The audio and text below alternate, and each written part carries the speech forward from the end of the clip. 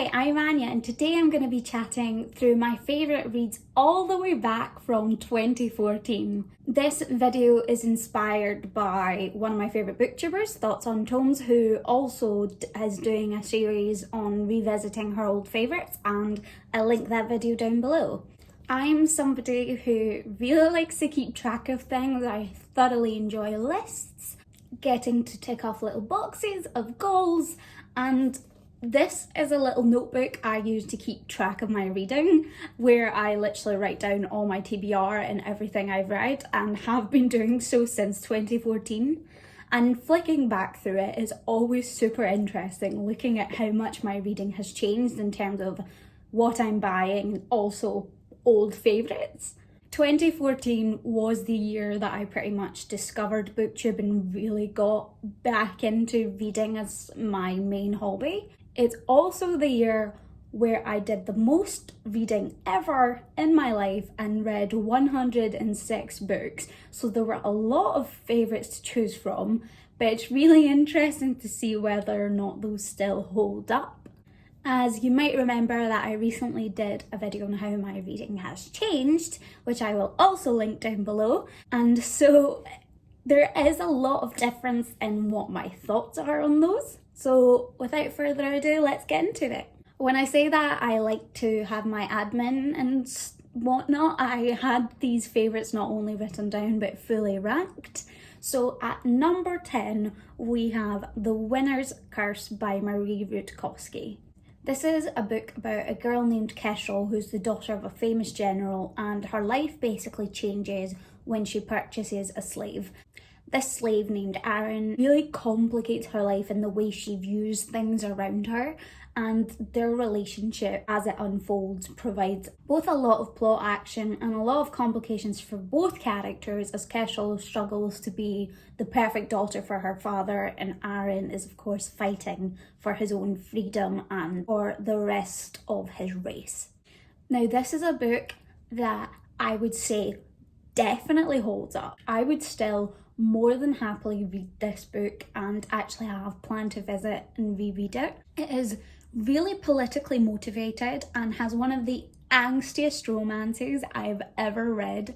The absolute pain that Marie Rutkowski inflicts throughout this trilogy is intense and wonderful. Not just that it holds up as like a good book, but I think I would still class this series as one of my favourites. At number 9, we have A Tale of Two Cities by Charles Dickens.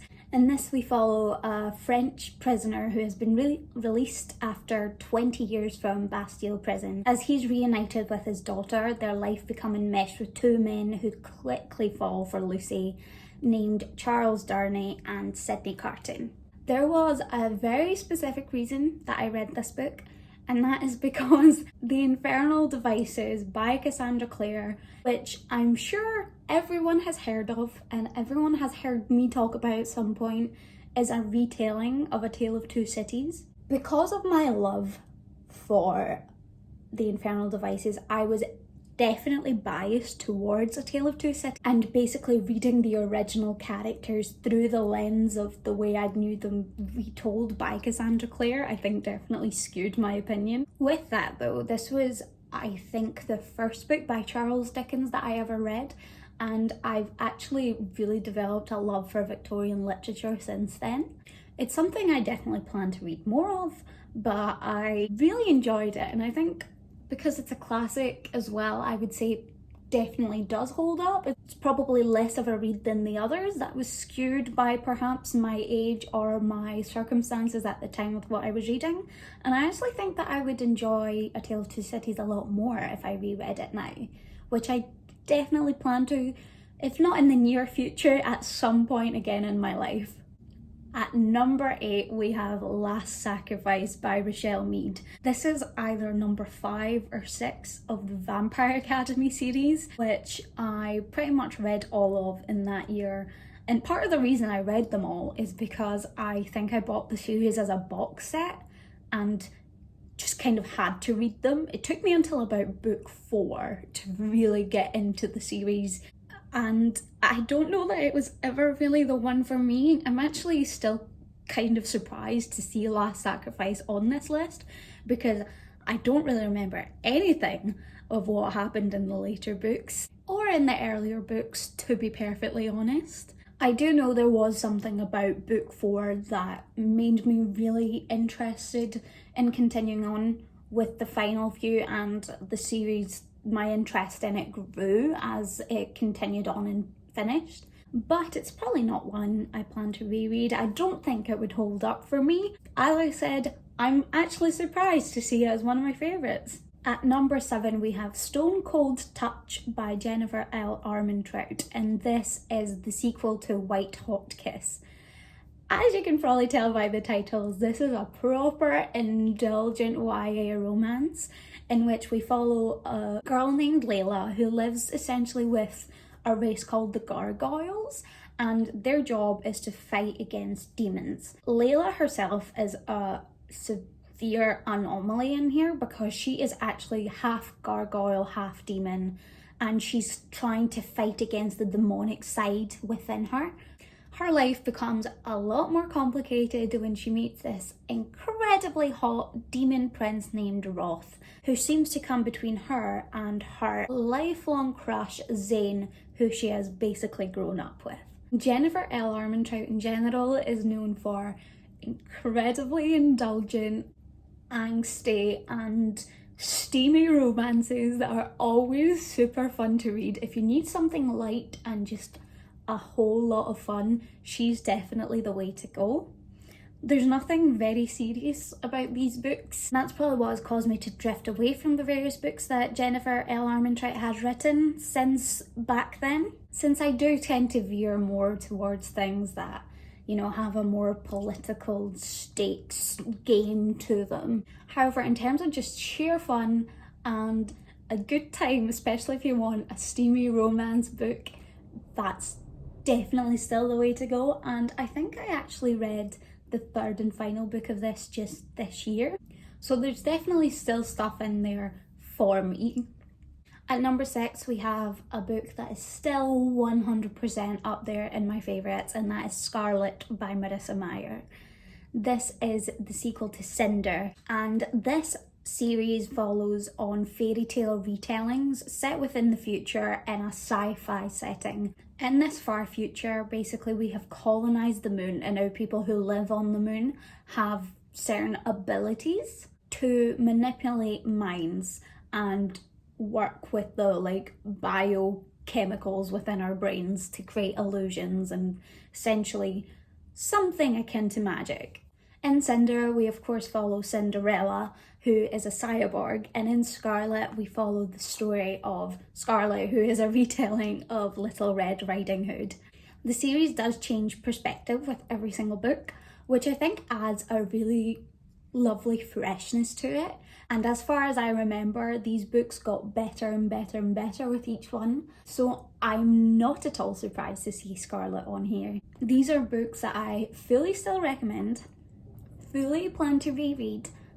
Fairy tale retellings I know can be really hit or miss, but this is one of the most fun and original takes I've ever seen on them, combining that love and whimsy of retellings that I like with also the fun offered through sci-fi. As the series expands and we do get more of the characters coming together, so Cinder and Scarlet meet, there is both the relationships that of course they have with their respective partners, but also the friendships between the girls themselves. Actually, the last time I was at my parents' house, I fully considered bringing this series to my student flat with me. I didn't because I chose to bring a different series, but one I'm super clearly interested in reading again. At number 5 is The Last Olympian by Rick Riordan. So this of course is the final book to the Percy Jackson series, which is incredibly famous, and rightly so, because Percy Jackson is just incredibly fun, so clever, and just a brilliant time all around. The Last Olympian, as the conclusion to this series, worked so beautifully and actually still stands as one of my favourite finales of all time. There's just something so beautiful about the way the entire story was tied together. This series is in itself a really old nostalgic favourite, but The Last Olympian, aside from just that nostalgia, is objectively a fantastic, fantastic finale and would totally still be considered a favourite. At number 4 we have Champion by Marie Lu. This is another finale to a trilogy, and that's of the Legend trilogy by Marie Lu, of course. In this series we follow two characters, whom is June, who's a prodigy of the martial ruling class, and the other is Day, who is an outlaw. These two characters come together when June is tasked with hunting down Day, and as they meet and basically get to know each other a little bit better, June finds out that everything she thought about this martial empire is not the way it seemed. This trilogy was really, really huge on BookTube at the time in which I read it, and when I read it as well, it was one of my absolute favourites. I think it was one of my big introductions to more combat focused stories, and also in terms of more politically involved novels as well. The romance between June and Day was also brilliant. However, what I think would really change things for me now is that I was like 13, 14 when I first read these books, with the protagonist being 15. So obviously looking up to characters that were older than myself, it was just really inspiring and a lot of fun. And having gone back to read some YA novels about such younger characters and overthrowing things, and really, it doesn't ring quite the same. Also, the dystopian genre does seem to have fallen out a bit of the public eye in terms of its popularity, and the popularity it gained around 2014 with the big boom of Hunger Games. I've also read some more books by Marie Lu since then, and I have to say, I didn't really like them. I've actually really struggled with Marie Lu since the Legend trilogy, and not really been able to find my stride in her novels. Legend is one that I'm actually a little bit scared to revisit, and I like to just have it in this little nostalgic bubble where the whole thing was completed a long time ago and I might just leave it there happily. So although it's an old favourite, I can't say that it would hold up as a favourite now. At number 3 we have Ignite Me by Tahira Mafi. This is the third and final book to the Shatter Me trilogy, in which we follow a girl named Juliet who can kill with her touch. After accidentally killing a child, she has been in isolation for 264 days, after which she is retrieved from the asylum in which she's being kept, and people wish to use her as a weapon. Outright, I don't think this would hold up as a favourite, but still have to give merit to all the things that at this time made it so good. The main thing in it is Tahira Mafi's writing style, which is beautifully poetic throughout and does carry a wonderful lyrical tone to the story despite its dystopian nature. Another thing that makes it thoroughly entertaining and incredibly interesting is that Juliet is a troubled character, of course, being in isolation for 264 days, and she writes the novels like a diary of her own, and a lot of her inner turmoil is revealed just through the writing style, in that things are crossed out and rewritten, and you can see a lot of her changing mindsets and as well her own insecurity.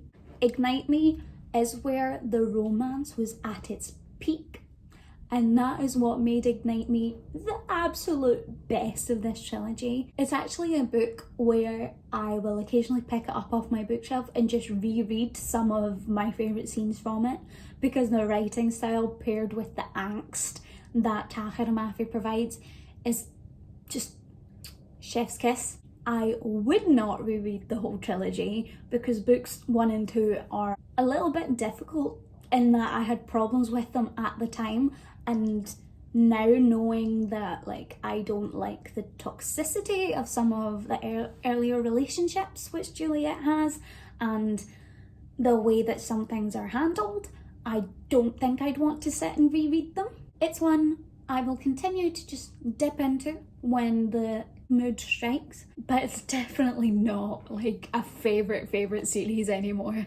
At number 2, we have The Infinite Sea by Rick Yancey.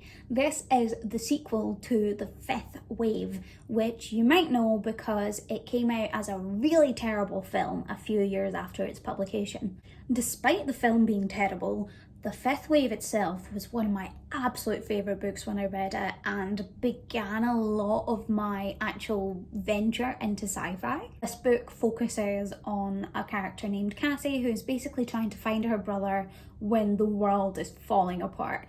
There's been multiple waves of destruction and now 5 billion people are dead, and she does not know whether there's any hope whatsoever for humanity. The Infinite Sea found a lot of criticism among big fans of The Fifth Wave because while The Fifth Wave is really action-packed, The Infinite Sea had a much more contemplative tone. So while there was still action and definitely that the stakes for the characters were all there, it was a lot shorter and definitely focused more on the sort of morality and the personal human nature of what these characters were facing.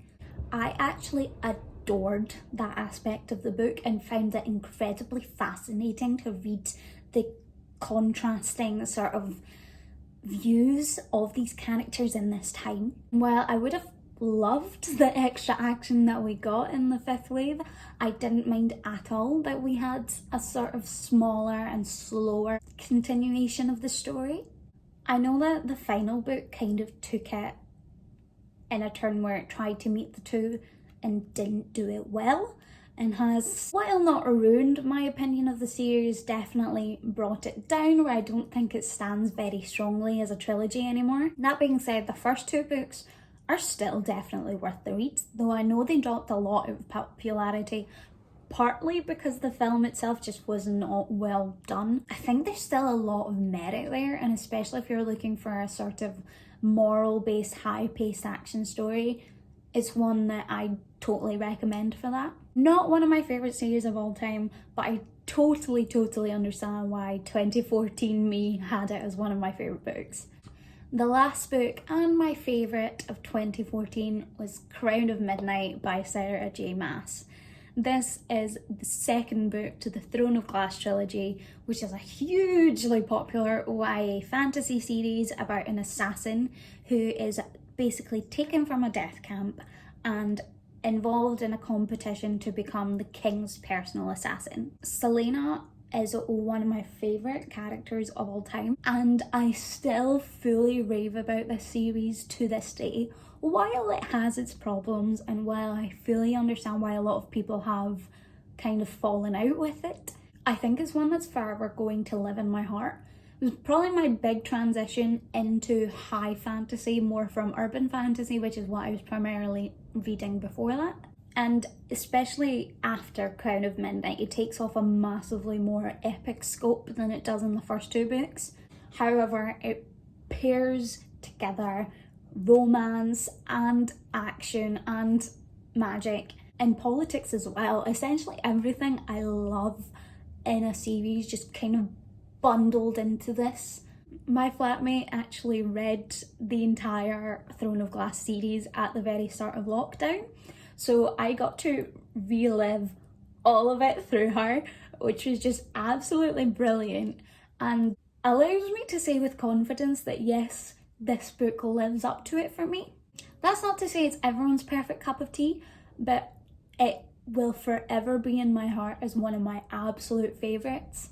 Completely deserving of 2014 number 1 and probably a permanent spot on that all-time favourites list. And that's it for my favourites from 2014. I will probably continue on and make this into a little series and do my favourites from the few years before. It will allow you guys hopefully as well to catch up on what I've been reading and really enjoying up until now, just before I get to my favourites for this year, which is coming to a rapid end. Thank you guys so much for watching, and I'll see you all soon. Bye!